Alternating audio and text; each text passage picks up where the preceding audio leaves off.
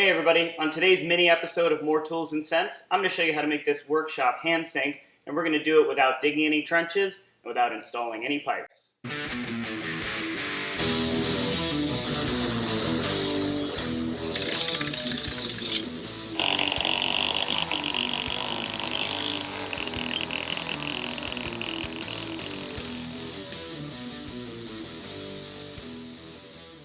Well, after moving to my new garage, I've been really happy with the way things are set up so far. However, there is one thing I really miss, and that's having a hand sink.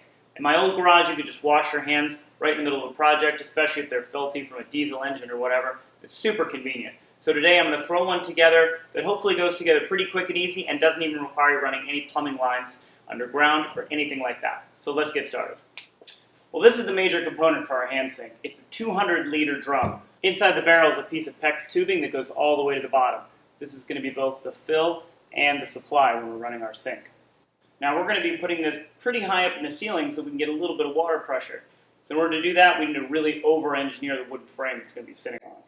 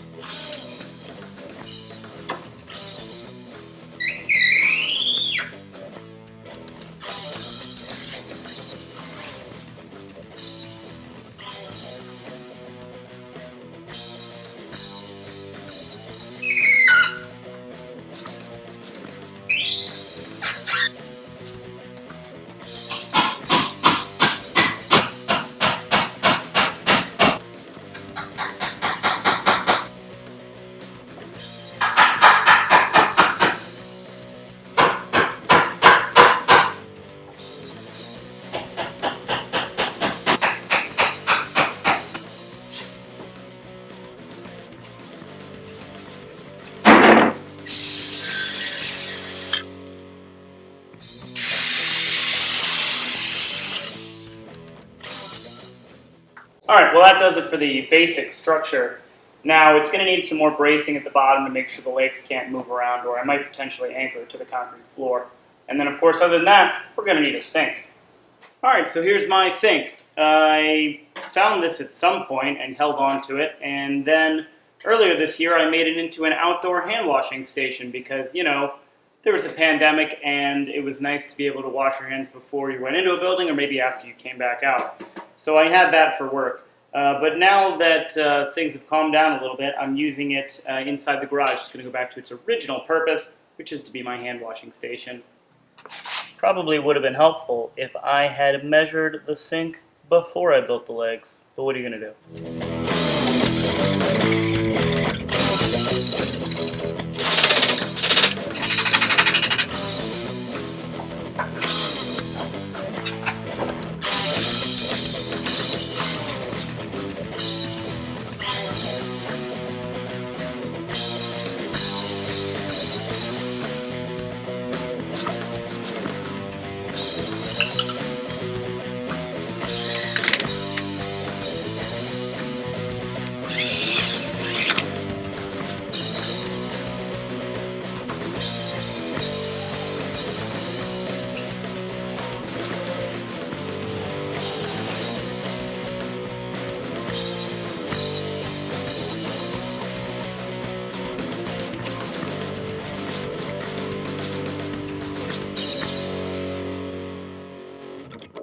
Okay, well, we're pretty much finished. Now, I built this over the weekend and didn't feel like going to the store, so I did have to make a few concessions. First of all, there's way too many fittings. I didn't have quite the right ones. I may clean that up and make it a lot neater in the future.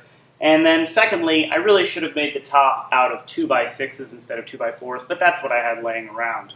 Now, I did double brace the corners and put some extra pieces scabbed to the wall and whatnot, and I think it should be plenty strong. But this is a 200-liter tank, which of course is 200 kilograms, or about 440 Freedom pounds for those of you in America. So I did want to make sure it was extra strong, and if I was going to do it again, I probably would use the 2x6s just to be safe. Now that it's built, though, pretty much all we have left to do is fill it up and try it out.